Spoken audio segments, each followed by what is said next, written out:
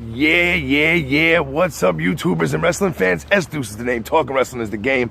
Sunday, a beautiful Bronx day. There's snow on the ground, and this is your edition of What's the Haps?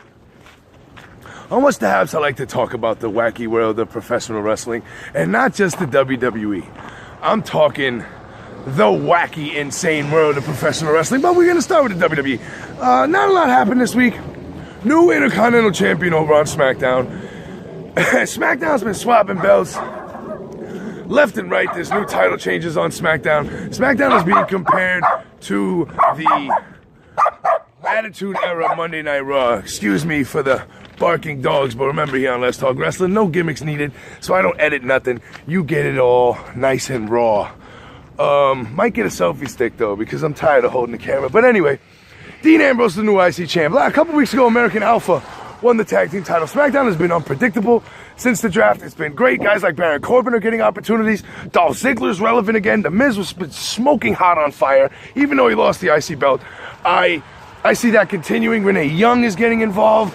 Apollo Crews. I mean, everybody on SmackDown seems to be having a good time, and they seem to love the fact that they're on the blue brand, and the blue brand is succeeding because for the first time ever, SmackDown Live beat Raw in the ratings, and I'm talking the first time ever in the history of SmackDown, when it was The Rock's flagship show, named after The Rock, and I'm talking since 1999.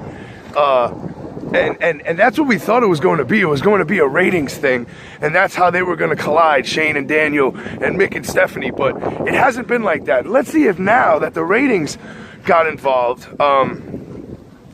see if they push that. They push that into a storyline, and that can bring a new element into this feud, which I thought they were going to do for Survivor Series, but they didn't. So pay close attention to the ratings, and let's see what happens next week. Over on Raw, the Universal Championship has been the centerpiece of the show, obviously, but it's been taking a back seat to Kevin Owens and Jericho and their best friendship, and it's an amazing television.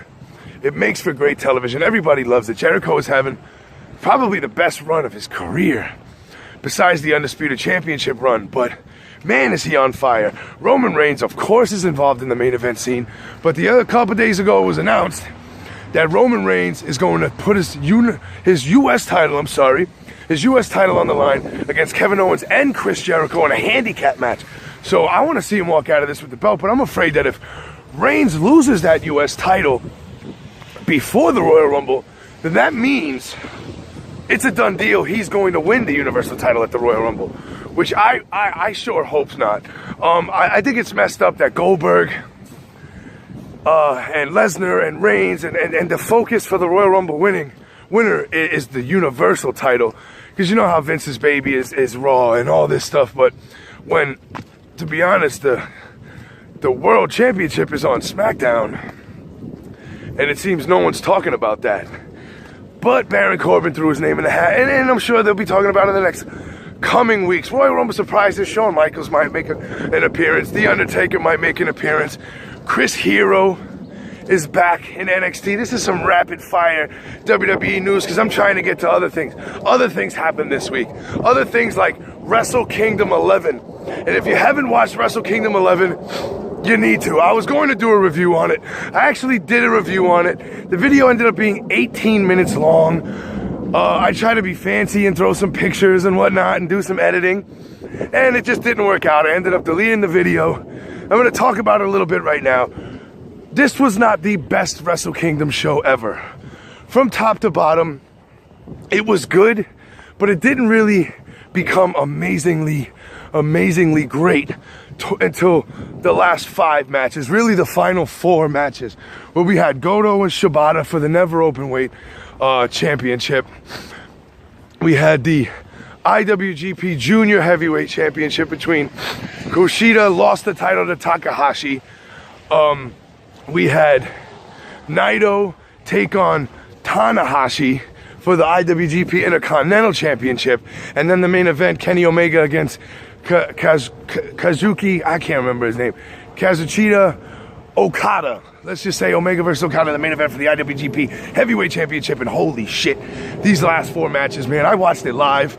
And let me tell you what, this was the best final 4 matches in pay-per-view I've ever seen. But that main event, let's talk about that main event. Big win by Naito, however, to retain that IC title against Tanahashi, who was once New Japan's golden boy. But that main event, Dave Meltzer, who, if you don't know Dave Meltzer, you got to get to know that dude. He's a genius. He's been reviewing wrestling, and he writes. Then he's got a podcast, LAW radio talk show too. He's on with Pollock and Wei Ting. But Kenny Omega, Dave Meltzer gave it 6 stars. A lot of people are going crazy about that, adding a new star for a match. Oh my God, man. But this match was that good. The match itself, I think, was 40-something minutes long, maybe even 50-something. I'm not sure. I've watched the match personally 4 times. I had my wife watch the match. I'm telling friends that don't even watch wrestling about this match, and their feedback has been that the match is amazing. Nothing short of amazing. Breathtaking match. Okada retains the title in what I think is the absolute right move by New Japan. It really is. It is absolutely the right move, because Omega, although he's ready, this is a slow burn. He's transforming into his Terminator persona, and I know a lot of people are weary about that tweet that Omega put out about leaving New Japan, but that's only temporarily. And I just forgot what I was doing, lost my train of thought. But that's only temporarily, and that'll be over soon. Kenny Omega will be back in New Japan. Remember, we got Gun Suzuki. We got a lot of people coming back in New Japan. And but that Okada Omega match was what? If you wanted to turn someone on to wrestling, have them watch that match. That match was unbelievable. It deserved a 6-star rating. There were some spots that, if you listen to Meltzer, go on YouTube and listen to Meltzer review it. It's about 14 minutes long. And there was a few spots that it could have done without, and it still would have been the greatest match I've ever watched live, ever. It just had everything. Okada retains, but New Japan, their G1's going to be in America this year, which we found that out this week too, as well as the WWE's United Kingdom World Championship tournament kicking off next week, only on the WWE Network.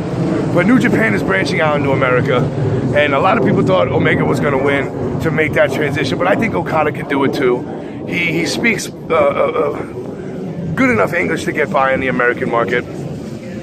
So I'm going to pay attention to that. I'm waiting for Kenny Omega to come back.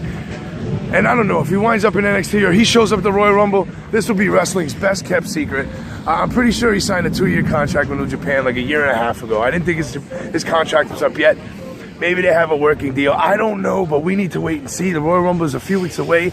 That was What's the Haps. Remember here on Let's Talk Wrestling, there's no gimmicks needed. It's just me, the camera, you, the viewer, talking wrestling. So let me know what you thought about this week in the wacky world of professional wrestling. Lucha Underground fans, I'm sorry I didn't get to Lucha Underground this week. I didn't get to watch it. Didn't get to watch it at all. It's been a little busy for me. But let me know what you thought about Wrestle Kingdom. If you watched it, if you didn't watch it, go watch it right now. Remember to like this video, thumbs up it. YouTube loves the thumbs up, and so do I. I could use the support. Subscribe, leave a comment what you thought about this week, and always tell a friend to tell a friend about Let's Talk Wrestling. Amazing week. Check you guys later.